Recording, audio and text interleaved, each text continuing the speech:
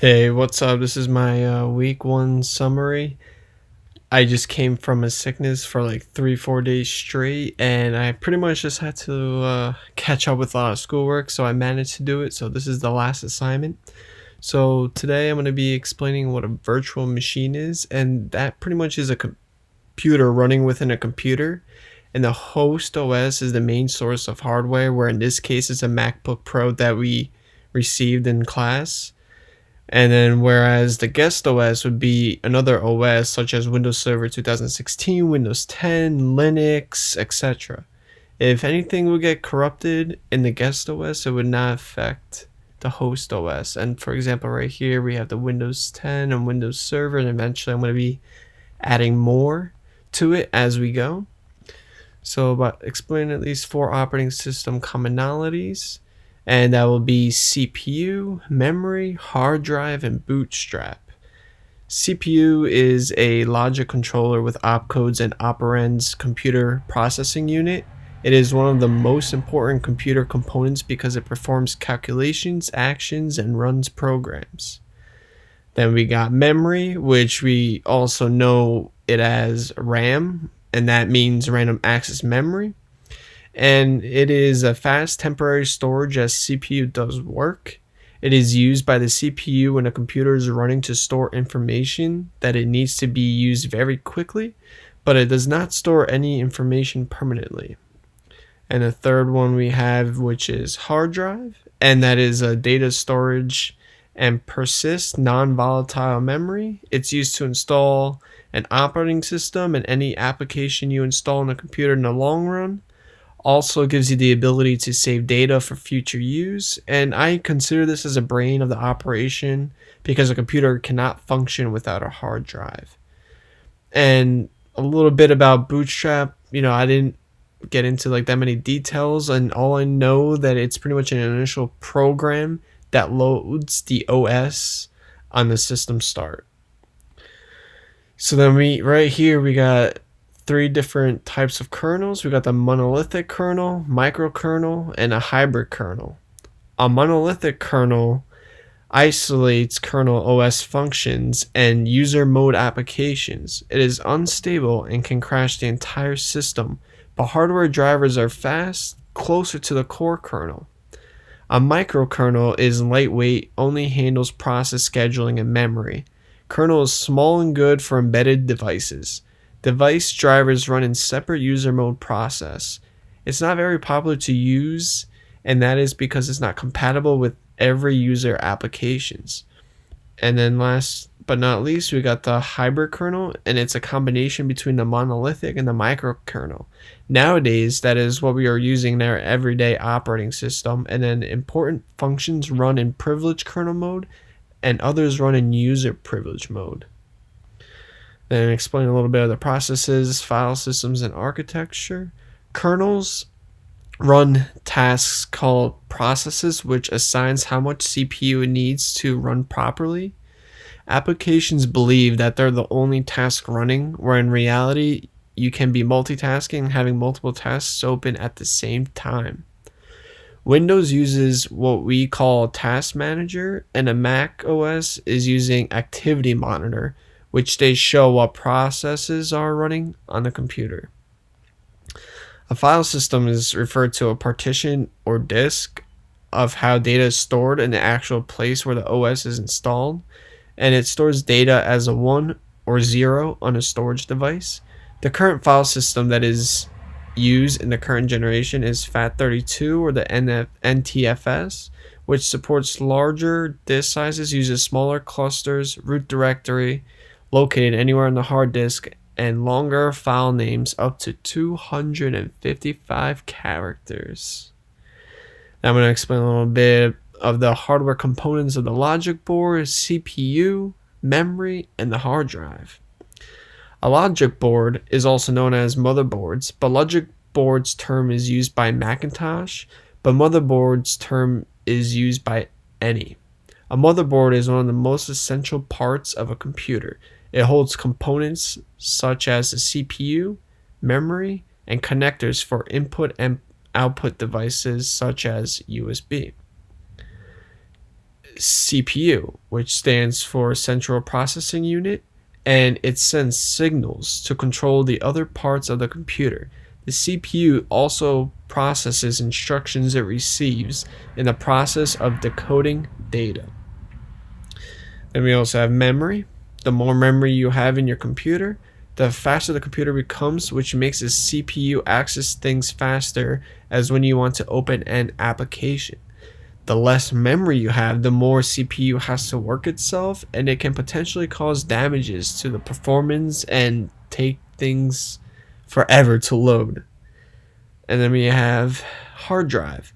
It's used to install an operating system and any application you install on the computer in the long run.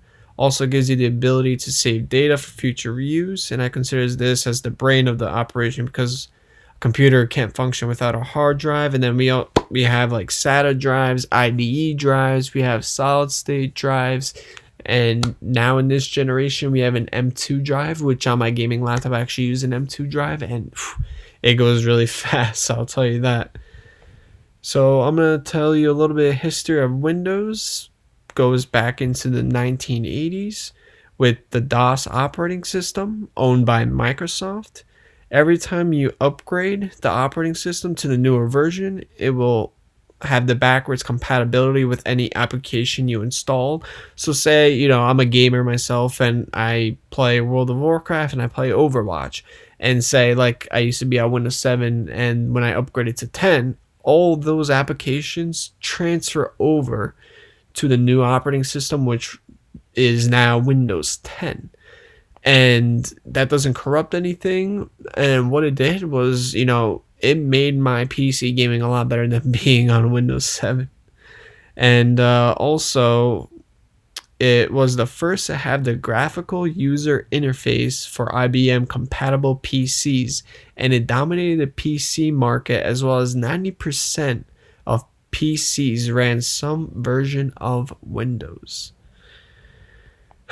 Okay, and then we got a little bit about the roles of the Windows Server 2016, and the server roles refer to the roles that your server can play on your network. Roles such as file server, a web server, a DHCP server, or DNS server.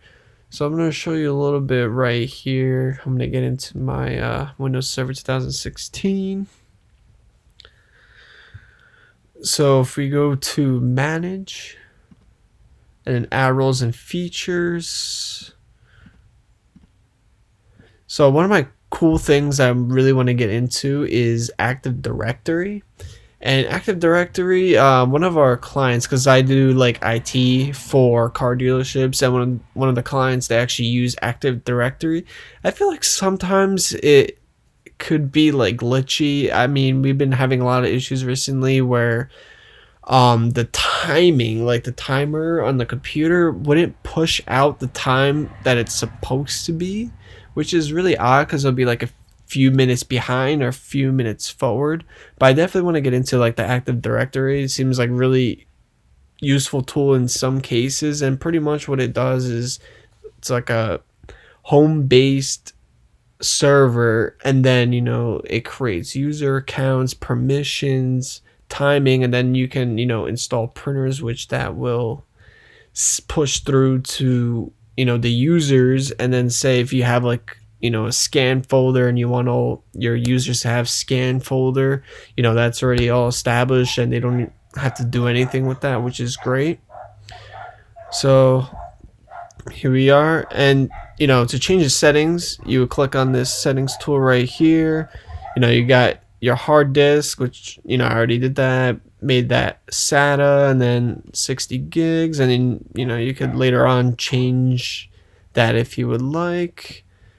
And then also we have processors and memory, which how much memory you want the PC to have itself, and how many cores you want it to have. And also when you add settings to any virtual machine that has to do with hard drive space or RAM, and what that does is your host PC is going to be used onto the guest PC, which is pretty cool. And then so to go back and forth, you would click on this plus sign, and then hold on, I'll show you. So we'll go to Windows 10, for example. We'll launch that. I'm very familiar with Windows 10, so this should be okay. So it's gonna be a lot of fun. Then if you want to view, the task manager, you go here, Windows 10, which is a task manager, and then you go to more details, and the processes. Wow, 100% CPU power. That's crazy. So pretty much you would go to here, then you have the processes. You have, all the background applications that are running through Windows 10. If you pretty much try to end any of them, it's gonna like glitch out. So yeah, there's a little bit of that and how much memory is being used. Okay, and then to exit out of it, typically I just suspend it so it's still running, but it's like on a pause kind of feel to it. Okay, so we don't need that. And all the ISO files I installed right here. I have the Ubuntu, the CentOS, the Windows Server, and the Windows 10. And then I also made my own document with the keys to be able to activate for these ISO files. Thank you very much, guys.